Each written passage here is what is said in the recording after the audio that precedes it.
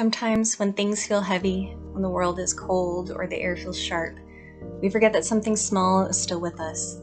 It doesn't shout, it doesn't ask for anything. Hope is like a bird, a quiet presence. It perches somewhere deep inside us, and even in the middle of the storm, it keeps singing. It doesn't always feel loud enough to notice, but it's there, steady, patient, singing a tune without words, and never stopping even when everything else does. That's the idea at the heart of one of my favorite poems. And in Poems to See By, that idea doesn't just live in words, it lives in art. Hope is the Thing with Feathers, written by Emily Dickinson from Poems to See By, illustrated by Julian Peters, and read by me, Alina Monahan.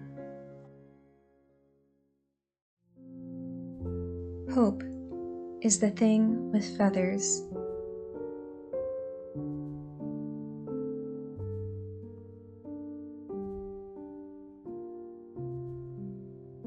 That perches in the soul.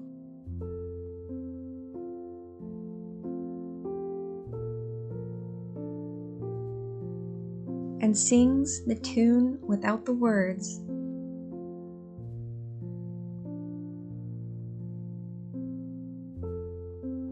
And never stops at all.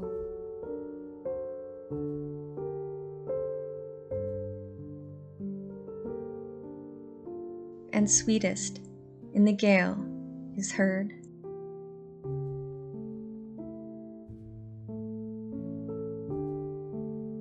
And sore must be the storm.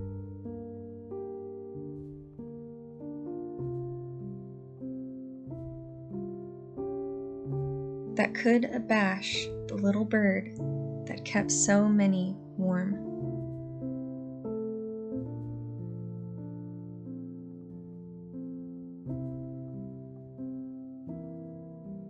I've heard it in the chillest land.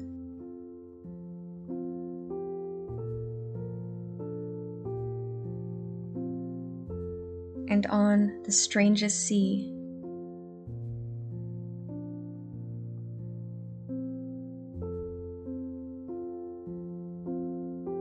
Yet, never, in extremity, it asked a crumb of me.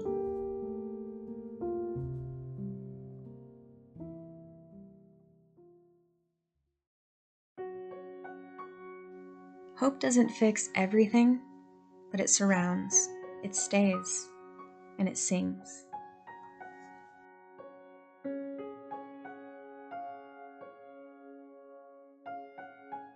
In the book, the artwork mirrors that feeling. The world around the bird is black and white, cold, worn, and silent.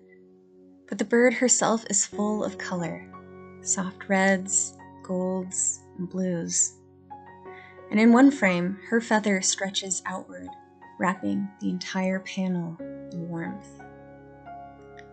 Inside that warmth is a crowd drawn in pencil lines, people struggling, grieving, surviving. And yet, there's a connection. A father cradles a small child. Two people lean into each other in a hug. Some are sick, but you see warm blankets and visitors watching over them.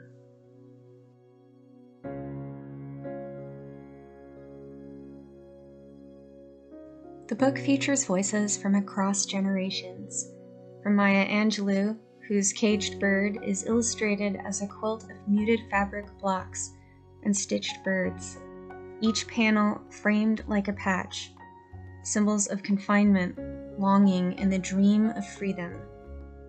Even the quiet shapes carry meaning. A caged bird crying out, a silhouette reaching, birds in flight stitched against dark cloth.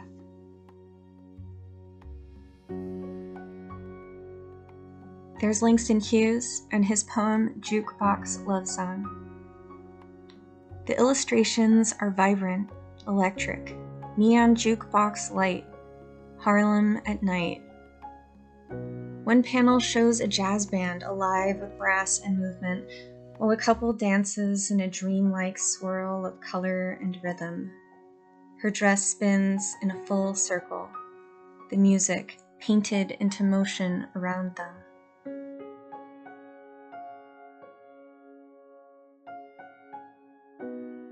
When You Are Old by William Butler Yeats is quiet and grayscale, drawn in a manga-inspired style. A solitary man in a suit walks across starry landscapes.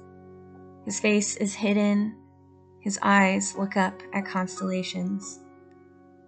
These panels feel weightless, perhaps like memory or regret. The mood is quiet.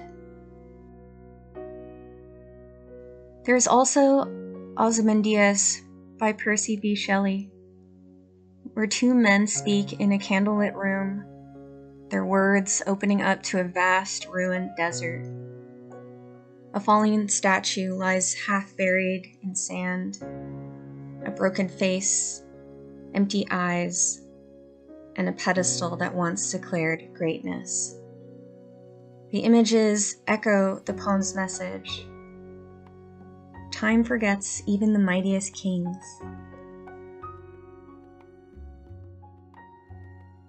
And there are many others. Each one is adaptable for your classroom. Scaffolded for different grade levels, you can focus on a single poem or explore a group around some shared idea. The book itself is divided by theme: time, nature, identity, just to name a few. They mirror the way we often teach poetry in our English classrooms. But here, those themes are more than just academic categories. They're felt and seen in color, texture, and movement. This book supports so many of the things we already teach, but it does it in a way that feels more grounded, more human, and more importantly, accessible. It's important to immerse students in poetry that speaks to more than just their reading level. When poetry is paired with sound, image, and accessible language, it becomes something they can feel, not just analyze. You can use this book to teach vocabulary, not just academic terms, but rich poetic language. Students will encounter Tier 2 and Tier 3 words in context, with visual clues that support meaning through mood and imagery. Words like abash, gale, or extremity don't need to be explained up front because students will start by feeling them. This book can also be used to build comprehension. The illustrations guide readers through challenging or abstract poems, encouraging close reading and a visual analysis without fear of getting it wrong. Students follow the emotion and structure of a poem. Background knowledge is woven throughout. Poets span time periods, cultures, and movements. Some of them that are represented in this book are Romanticism, Modernism, the Harlem Renaissance, and civil rights. Each poem's design reflects not just the text, but the historical weight it carries. This book can be used to teach literary concepts also.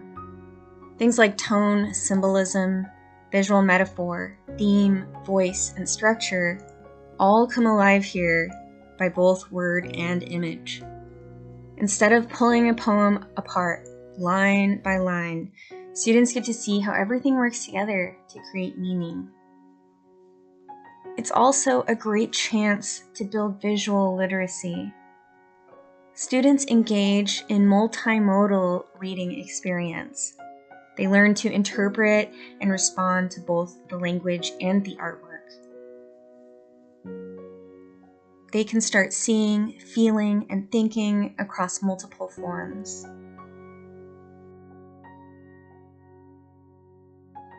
This book doesn't water poetry down. It opens it up, and it makes space for every kind of learner to find their way in. Some students need to hear the rhythm, others need to see it, and many need time to sit with a line without feeling like they have to tear it apart. Audio lets them absorb the music of the poem. Visuals give shape to abstract ideas. Breaking a poem into panels or images makes it digestible. It slows down their experience, invites them to interpret, and builds their confidence. Poems to See By doesn't just support the standards, it brings them to life.